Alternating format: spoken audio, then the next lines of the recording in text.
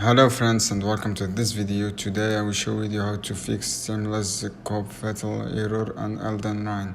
So guys, the solution is remove mods. Start by removing all mods from your game and launch Elden Ring without any mods to determine this error. And step 2 guys, check your update. If you don't update the seamless mode, developer often release patches to address issue after game updated, and ensure that all play using the same version of both Elden Ring and seamless mode.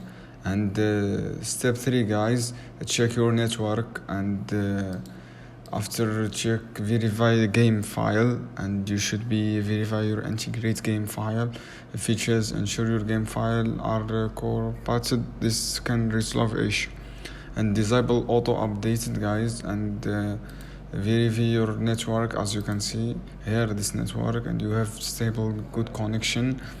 And this is how you can fix guys. I hope this video helpful for you. Then don't forget to subscribe, like, share this video for more content.